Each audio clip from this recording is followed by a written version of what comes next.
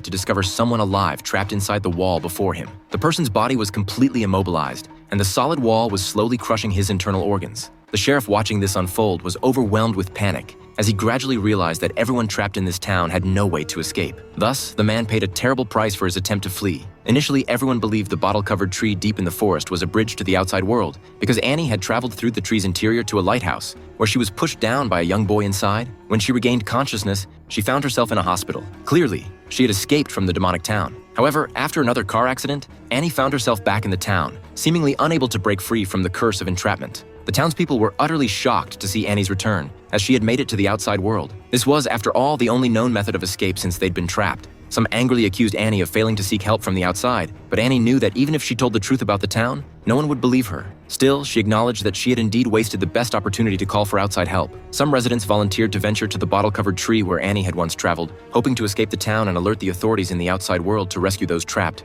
However, the sheriff knew this was absolutely unfeasible. He had once traveled through the tree himself, only to end up in a narrow, dry well where he nearly died. This proved that the tree's destination was random and that they shouldn't take such blind risks. Jack could only hope Annie would take him to the tree's location. He swore to follow the sheriff's orders and wouldn't enter the tree hollow. He just wanted to see what was inside the bottles hanging on the tree. Soon, Annie led Jack to where she had crossed to the outside world. Jack eagerly collected information from the bottles, but strangely, they contained only pieces of paper with numbers written on them. It was difficult to discern any connection between the bottles, yet Jack felt he was close to uncovering the truth about the town. He told Annie that he too had seen the children dressed in white, just as she had. They were lying on cold stone slabs, waiting for someone to save them. The children were all calling the same name, Ankui. Above them was a strange symbol, but soon, everything Jack witnessed vanished instantly, and calm returned. Neither of them could understand the connection between the symbol and the children, nor why the bottle-covered tree could transport people to the real world. Just then, a man who had been following them arrived at the bottle-covered tree. He had packed his belongings and was ready to travel to the outside world,